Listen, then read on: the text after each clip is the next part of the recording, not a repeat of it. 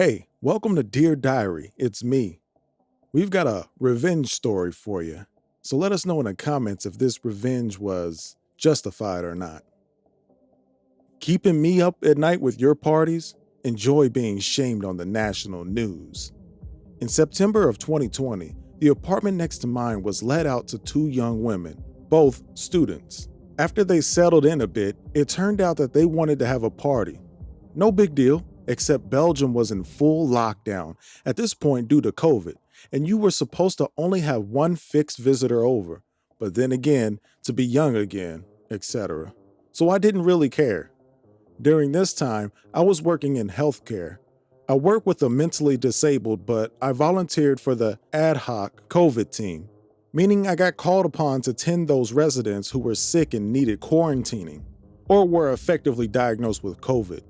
This meant pretty long hours, and I spend about 10 to 11 hours a day at work, with a full hour bike ride to and from work. Needless to say, I was pretty tired pretty much all of the time, so I wasn't looking forward to the noise from a party. But I'm pretty chill and know that living in the city, some noises are expected. So they are having their party, and I can stand some noise and music, but this party was fucking wild. People shouting full on in the hallway, wrecking things, etc., etc. At about 4 a.m, I introduced myself to the neighbors and asked them when they could expect their company, 20 plus people, to leave. And if they could refrain from having a party the next day, as I have to work and get up at 6 every day. So they promised they would keep it down the rest of the night. They didn't.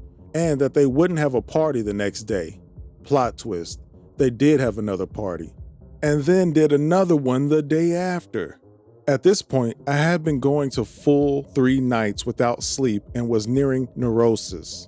Every night I had talked to the girls, and every night they would be full of apologies and stuff, but nothing would change. I also felt terrible when I had to enter their place because it would be absolutely packed with people, and I work with some very vulnerable people at work who I wouldn't want to spread COVID to. This was pre-tests, pre-vaccines, much of the knowledge we know now about COVID. Luckily, the weekend came and they went to their parents and I could recover a bit. Suffice to say, I wasn't really liking my new neighbors. During the next few weeks, they refrained from big parties, but they would have a constant flood of people coming over during the night. And by constant, I mean constant. Like their bell would ring 70 times a night and people would always be coming or going. And those people would be drunk and loud. Our communal hallway is pretty much an echo chamber because it's all stone and any noise will travel throughout the building. Basically, I couldn't rely to sleep at night. It drove me crazy. I could only sleep Friday through Sunday because then they would go off to their parents or whatever. I couldn't grasp how they could know this many people that would always be coming and going. During one night, while knocking on their door to complain about the noise, I encountered my upstairs neighbor, who was also on Reddit, hi, and decided that we would have to join forces to get this to stop.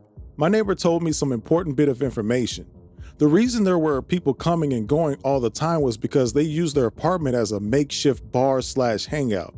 During this time, bars were closed due to COVID and all those students were using the big apartments to hang out. Moreover, across the street, there was another frat house with 5 boys living there, and that too was a secret hangout. So people would hang out at those 2 places and cross the street if they wanted a different atmosphere or wanted to see their other friends, etc., etc. And the boys across the street would also come over 15 times a night. Most visitors seemed to be law students or affiliated by them. Basically, our communal hallway was just a part of their cafe space now. So we tried talking to the girls. Then we started to talk to the visitors. None of them had any sympathy for us when we were asking them to be quiet at 4 a.m. Most of them just laughed at us, as we were the pesky neighbors, no doubt. Even more of them were just so wasted that they didn't even know what they were doing. So we started calling the police, dozens of times. Most of the times, they weren't let in and the police told us they couldn't do anything. We kept calling as we wanted a record of our calls in the system. Belgium was still in full lockdown at this point, and what they were doing was full-on illegal. Even so, police told us their hands were tied if they wouldn't open the door. When the police couldn't help, I turned to the next best thing. I'm a social worker, so I have no problems looking up information and calling around to look for help. This is what I did.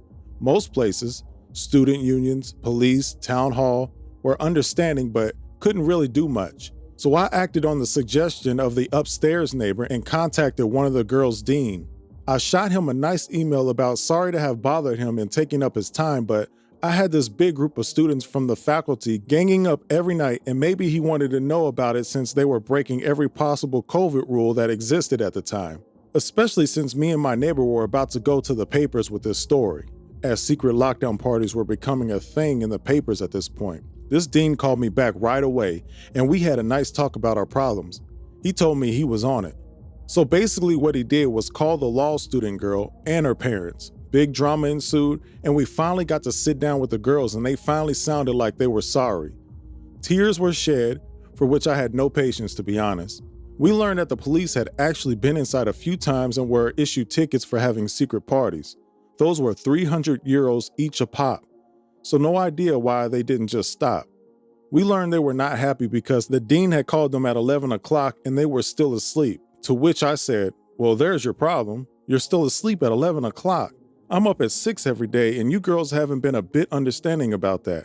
So we got to feel a bit like we got our revenge and we got to vent, but we kept it kind of nice and parted in good terms, hoping this would have been it and we could live together as nice neighbors. But if that were the case, I wouldn't be here, right? You'd think they would have gotten the point and would refrain from making noise and partying. Well, you'd be wrong. Basically what they did was they moved to the frat house across the street and started partying there. There were slightly less people running to and fro, but the noise was still the problem, and we were now in the middle of the second COVID wave, and these people were meeting up with big groups like crazy. While I hadn't seen a soul in almost a year, never mind the people at my work who were forbidden from even going to their own freaking family, the whole thing was just ridiculous. My upstairs neighbor happened to film such a party across the street and had sent the clip to me. We were thinking about going to the press with our story, but weren't really sure if it would be a good idea. So I posted a clip of the party on the subreddit of our country to test the waters.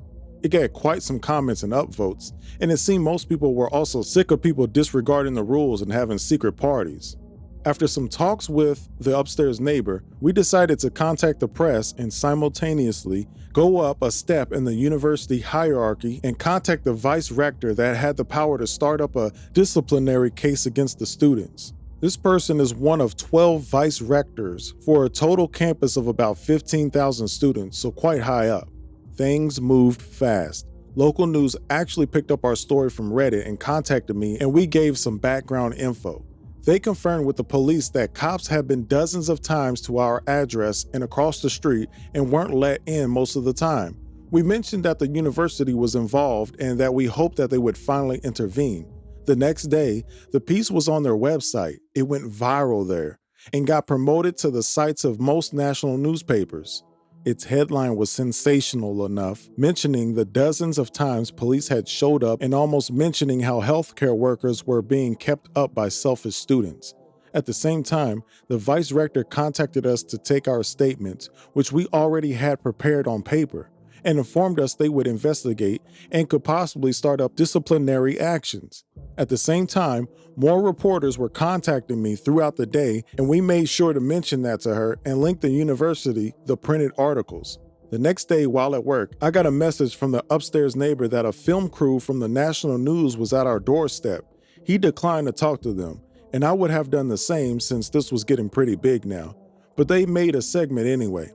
And sure enough, that night at 7, here was my street in a short section about cops standing in front of a closed door a dozen times and the local press cop talking about the troubles of closed doors. Best part about it was that a student from the offending frat house across the street had let the film crew in and said on camera exactly what they were accusing them of towards the university. That they had been having parties and didn't get the cops in, and that they had done it multiple times. No idea what made him think that was a good idea. Anyway, trying not to make a huge story even longer, the press died down sometime later, thank God, and disciplinary action from the uni went through. Before the hearing, we sat down with the girls from our block and cleared some things up. We wanted to live like normal people together, and we tried to make some amends. Because we put in a kinda good word for them, they got the lighter end of the stick, 40 hours of community service and some probation. The guys across the street got 80 hours each, and each had to write us a letter of apology, which I thoroughly enjoyed reading every time I got one. Sad part is, most of them sounded just like dumb young kids, but that was after getting called out on the news and being part of the disciplinary action. But we never wanted to escalate things this far. Some noise is to be expected when living in the same building, and we were never going to go to these extremes for some expected noises. But these people went to the extremes, and so we were forced to do the same. Rest of the year, a simple message on WhatsApp was enough to silence any noises we had coming from their apartments. If anything, I hope they learned that even very polite and chill people can become very upset when presented with sleep deprivation and excessive noise.